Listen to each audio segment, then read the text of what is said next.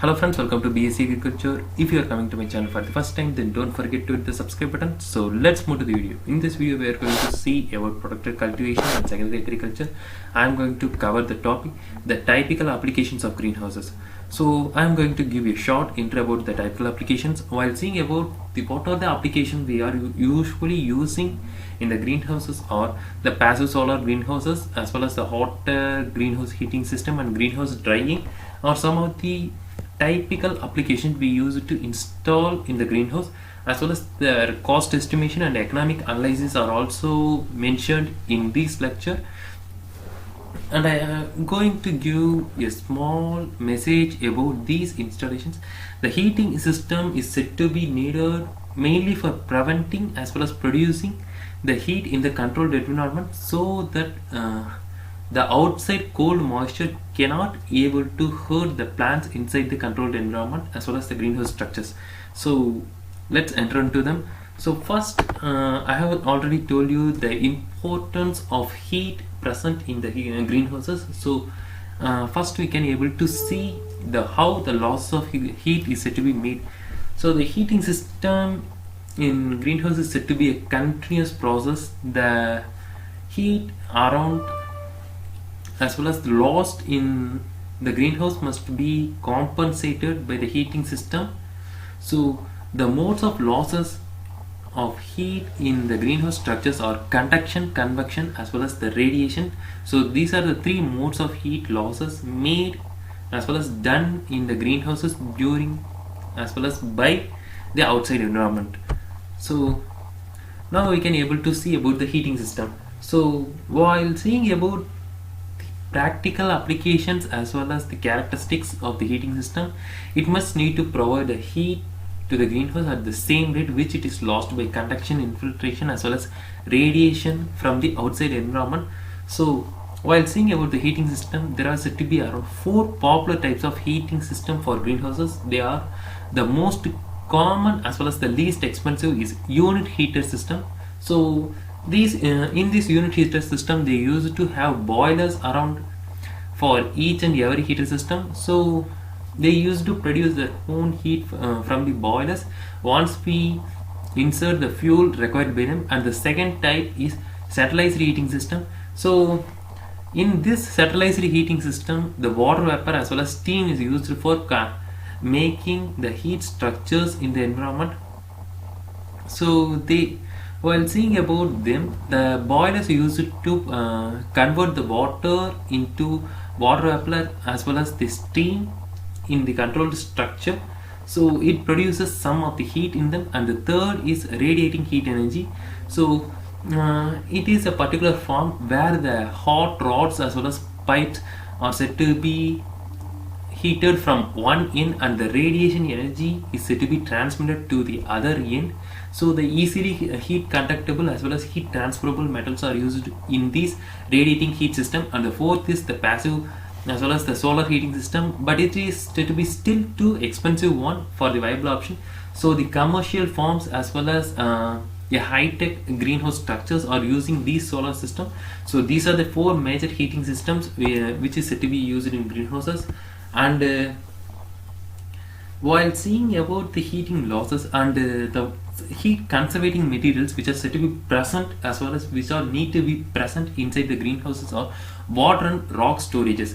So while seeing about the water and rocks, they are said to be the most common material used for storage of heat in the greenhouses, because 1 kilogram of water can be able to hold around 4.23 kilojoules of heat for each rise in 1 degree centigrade temperature in the controlled structure. So as well as rocks can store around 0.83 kilojoule for each 1 degree centigrade temperature in the controlled structure. So on these, you can able to see that the water can be able to hold around 3 times of the rock when there is a rise in temperature in the controlled structures. And while seeing about a water storage system is said to be well adapted for water collector in the greenhouse heating system.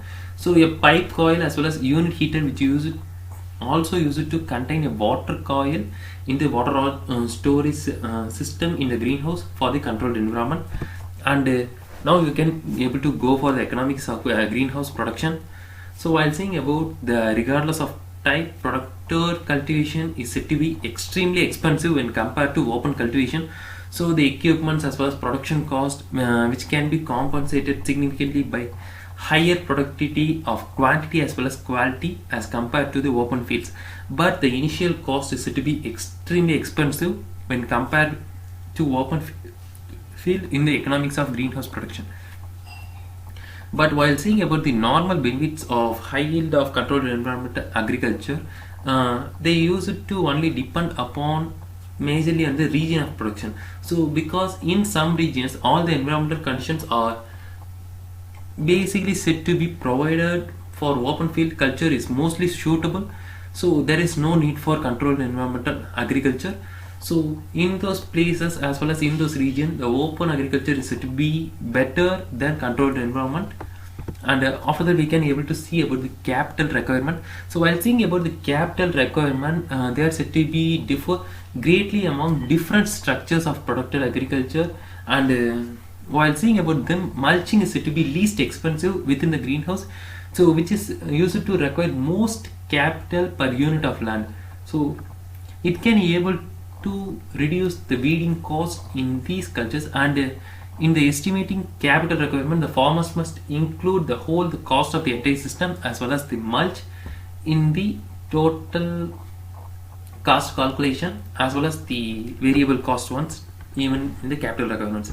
And while seeing about the economics of production in these controlled structure,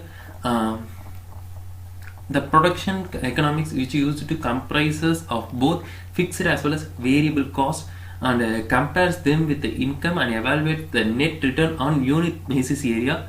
So on an average, wages count approximately around 80% of the total variable cost in the greenhouse as well as the controlled environment agriculture. So we must need to take in care about the variable cost in these productions. And some other applications what we have used except other than heaters or the greenhouse dryers. So it is to be a developed one to combine solar collectors in the greenhouse system for greenhouse dryers is said to be a modernized one in nowadays. So the roof and wall of the solar dryers are said to be made transparent in such materials like glasses, fiber, UV stabilized plastic and polycarbonate sheets are made for greenhouse dryers. And while seeing about the types of solar dryers which we can able to adapt for the controlled environmental structures are tent dryers, box dryer and solar cabinet dryers. So while seeing about tent dryers, they are said to be cheap as well as simple to build with consist of frames of wood poles which used to be covered with plastic sheets. And the second one is box dryer. So it is said to be mainly done for small scale food drying process. These solar dryers are said to be widely used, and it consists of a wooden box which is used to attach it with transparent lid material. So it is a passive one with solar energy. It can be only adapted when there is a sufficient solar energy is present. And nowadays some of the artificial solar dryings are said to be made in box dryer modification. And the third one is solar cabinet dryer. So this is said to be the one expensive one with the cabinet of large wooden or metal boxes that is said to be located in trays as well as shelves inside drying cabinets. And while seeing about them, the chamber is said to be transparent and the dryer is named as integral type, or else the direct solar dryer is other names of solar cabinet dryer. So I have given the lecture notes in description, and please comment about the video and join us in the Instagram page. If you like the video, like it and share it with your friends, and subscribe to B.Sc.Agriculture and hit the bell icon to get regular updates. So thanks for watching the video. I will catch you up in next videos.